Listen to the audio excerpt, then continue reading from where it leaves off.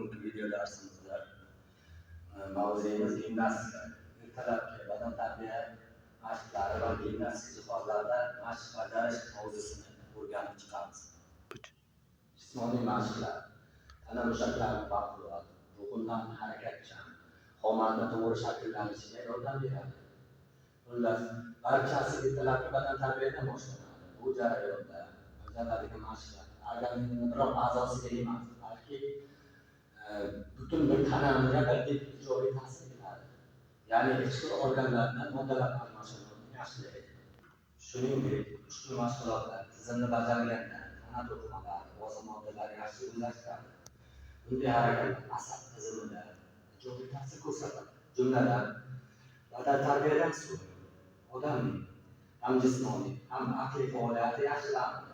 Inson nafas harakatlari kechki uyqu mahali kunduzgiga nisbatan ancha sekinlashishi mumkin.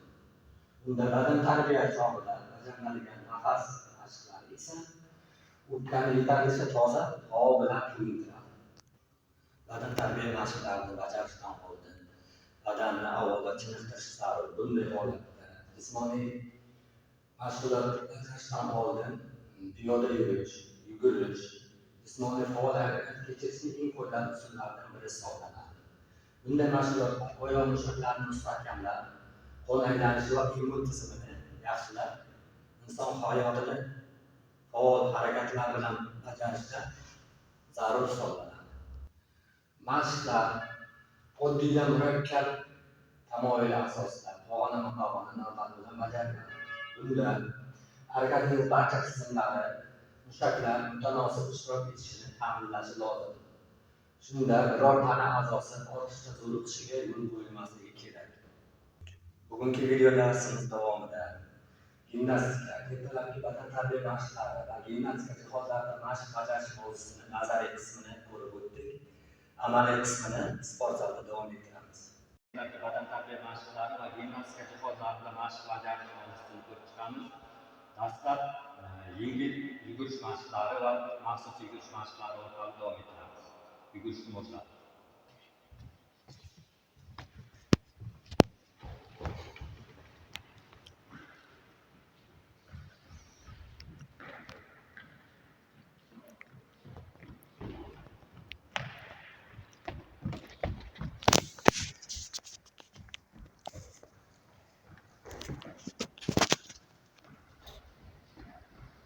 Yugurishimizni maxsus mashqlar orqali davom ettiramiz. Demak, çalıştırma tuzamasi orqali çalıştırma.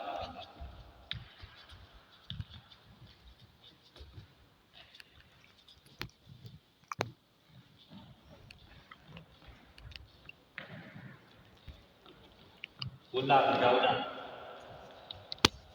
Buylar çalıştırma holatda mashqimizni davom ettiramiz.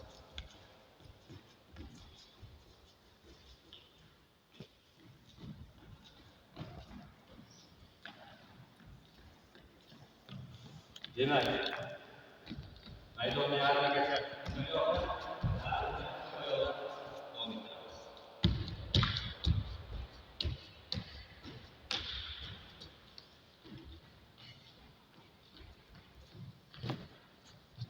Oyoqlarni orqaga silkagan holatda yugurish mashqini davom ettiramiz.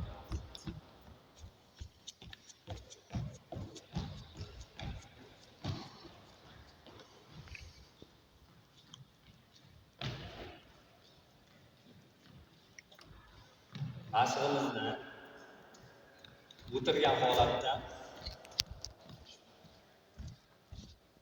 harakatda yurish mashqi orqali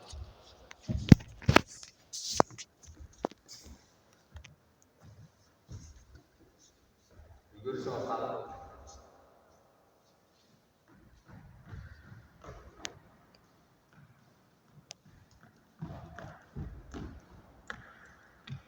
baland sakragan holatda ikki oyoqlar baland sakraydi.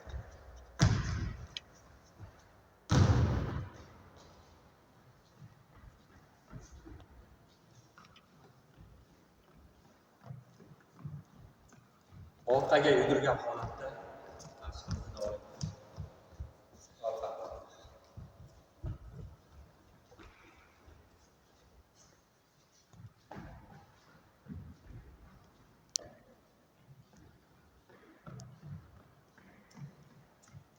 Mashqimizni nafas olish shart aslida.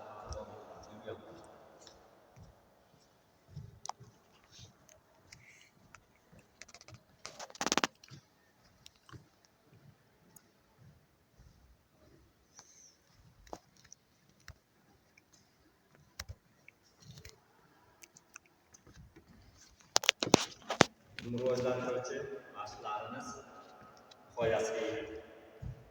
Demak, ertalabki badan tarbiya mashqlarini amalda ko'rib chiqamiz. Dastlab qo'llar belgilab boshimizda o'ng va chap tomonlardan aylantirish orqali davom etamiz.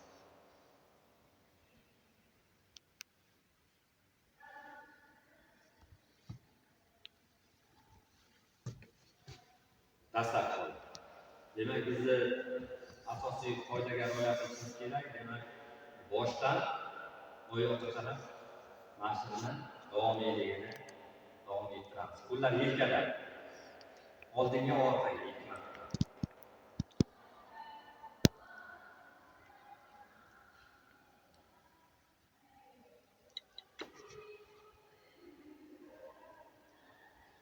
Dastlab qo'l.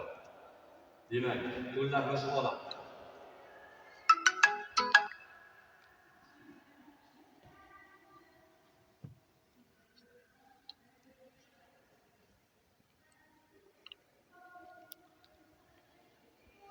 Dastlab qo'l. Demak, qo'llar belda.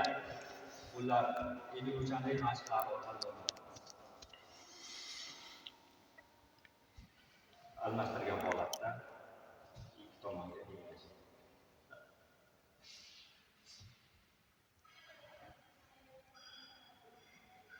Dastlab qo'l.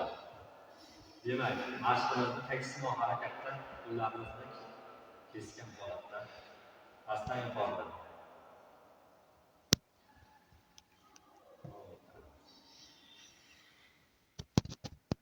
Dastlab qo'l.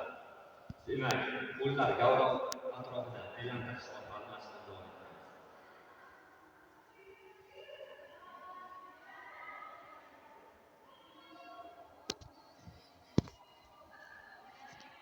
Dastlab qo'l. Demak, keyingi holat gavda atrofida qo'llarni aylantiramiz.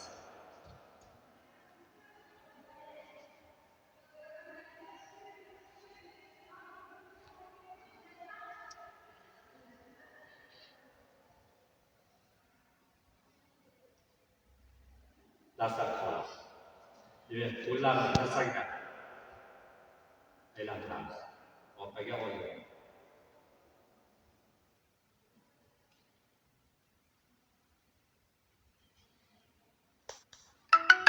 Dastlab qo'l. Keyingi mashqimiz bel aylantirish orqali davom ettiramiz mashqimizni. Bunga chap tomon.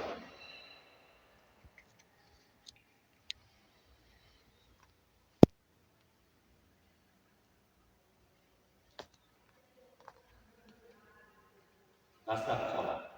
Demak, oyoqlarni tengdan yo'yamiz, tizzani bukmagan holatda tegirmon mashq orqali davom ettiramiz. Gavdai tik holatda oyoqlarni bukmagan holatda mashqimizni bajaramiz.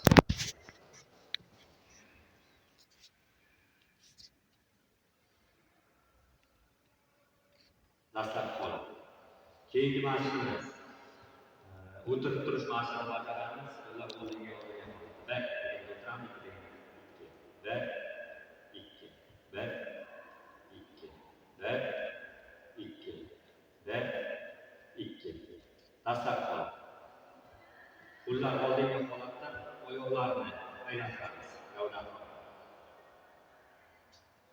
Almashtiramiz keyingi oyoq. Almashtirgan holatda.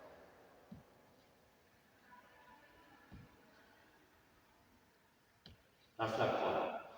Oyoqlarni yelka kiyimiga olib, qo'llarni chalishtirgan holatda tizzani bukmasdan ikkala oyoqni harakat qilamiz.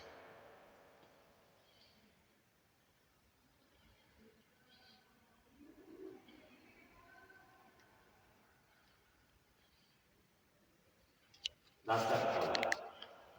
Keyingi mashqimiz tizzalar gavda atrofida tizzalarni qo'llar tizzalar bo'lishi shart.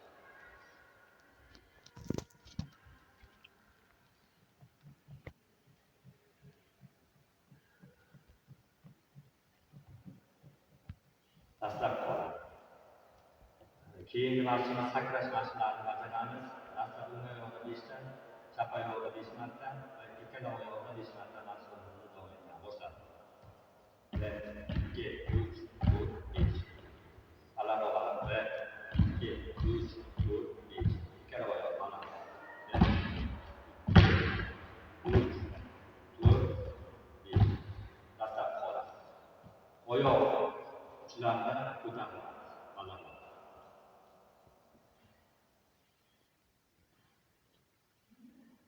Dastlab qo'la. Keyingi mashqimiz oyoq panjalarini aylantiramiz.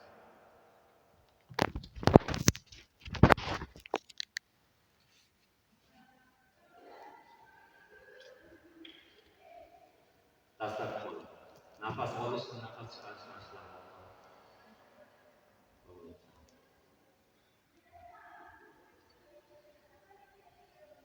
Ertalabki badan tarbiya mashqlarimiz nihoyasiga yetdi. Demak, oldingi video darslarimizda gimnastika jihozlaridan turnirda mashq bajarishni ko'rib chiqqandik. Bugun brusda mashq bajarishni ko'ramiz. Dastlab brusga chiqqan holatda qo'llarni bukib yozish mashqini ko'ramiz. Dastlab turnirga olib kelamiz. Chiqamiz. Qo'llarni bukib yozish.